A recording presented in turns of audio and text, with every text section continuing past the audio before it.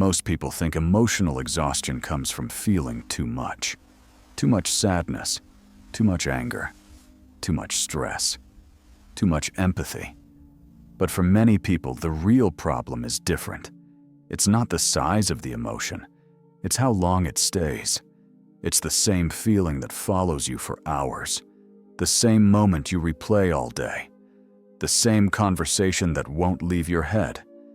Even when nothing new is happening, the mind keeps returning there.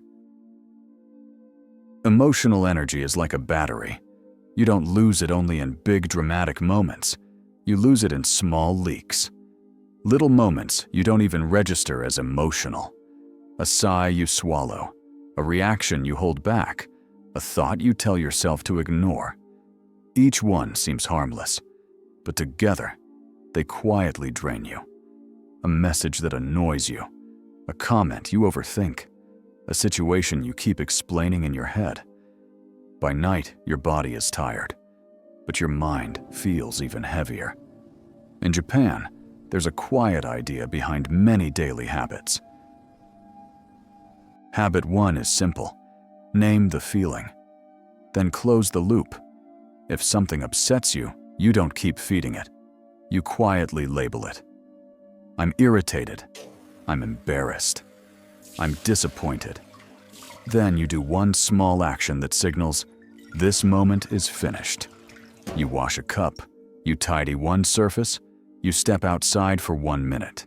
You take a slow breath and move to the next task. It sounds small, but it matters. Because the brain keeps replaying emotions that feel unfinished. A quick label plus a clear ending tells your mind, we don't need to carry this all day. Nothing more is required. Habit 2 is not making small emotions bigger. A lot of emotional exhaustion comes from this pattern.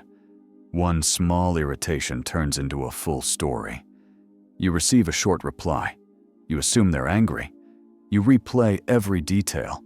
You prepare an argument. You carry that tension for hours. In Japan, many people try to keep the first emotion small, not by pretending it doesn't exist, but by not adding extra fuel.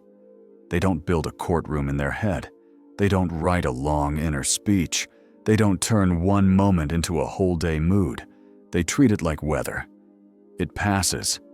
And because it passes, it doesn't take the rest of the day with it. Habit 3 is a tiny pause before reacting. Not a long meditation, just a pause. Before you reply to a message, before you speak in a tense moment, before you explain yourself, especially in situations where you feel misunderstood. That pause doesn't make you passive. It makes your response lighter, and often unnecessary. In Japan, you often notice this. People don't jump in fast. They give the moment a little space. That space protects your energy. Because quick reactions are expensive, they create follow-up. They create more words, more conflict, more replay later. A 3-second pause can save you 3 hours of mental noise. If you feel emotionally drained all the time, it may not be because you're too sensitive.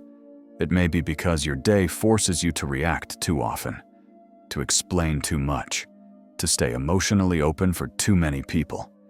Japanese habits don't try to make you feel nothing. They simply reduce how often your feelings get pulled into places where they don't need. Habit 4 is keeping public space emotionally neutral.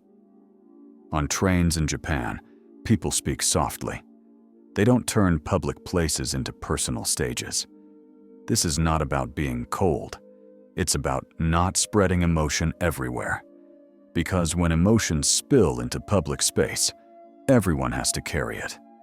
If one person is loud, angry, or dramatic, the whole room feels it. Neutral public space protects everyone's battery, including yours. You don't have to absorb other people all day long. Habit 5 is respecting transitions, outside and inside, work and home, noise and rest. In Japan, small actions mark the change. Shoes off at the door, a change of clothes at home, a quieter voice indoors. These are not cute rituals. They are signals. They tell your nervous system, one part is over. You can put it down. This is why even small routines feel calming. They create a clear edge, a before and an after. Something modern life rarely gives us. Many people feel drained because nothing ends. Work bleeds into dinner. Messages bleed into bedtime. A clean transition gives your mind permission to stop carrying. Habit 6 is selective sharing. Not everyone needs your full inner world. Not every place can hold it. In Japan, emotional sharing often has a right container. A close friend, a partner, a private moment. Not the entire day, with everyone. This saves energy. Because every time you explain your feelings, you relive them. Every retelling keeps the emotion active. Selective sharing doesn't mean hiding. It means choosing the right place so your emotion can actually land, instead of floating around all day. Habit 7 is building low-drama environments. Japanese public life is designed to reduce friction. Clear expectations, quiet behavior, less interruption. This means fewer emotional surprises, less social tension, less need to stay on guard. When the environment is calmer, your emotional system spends less energy just monitoring. You feel the difference in simple places: a quiet train, a clean street, an orderly line. Less friction means less emotional spending. So if you remember only one thing, remember this. Japanese calm is not about feeling less. It's about spending less. Less reacting. Less replaying. Less explaining in the wrong places. And more simple protection. Protection that doesn't require effort or personality change. Just quieter choices made consistently. Name it, then close it. Don't grow small emotions into big stories. Pause before you reply. Keep public space neutral. Respect transitions. Share selectively. Build low-drama environments. If you've been feeling emotionally drained, you don't need to become harder. You may just need stronger boundaries, so your emotional energy can finally stay with you. And when it does, life begins to feel lighter. Not dramatic, not loud, just quietly sustainable.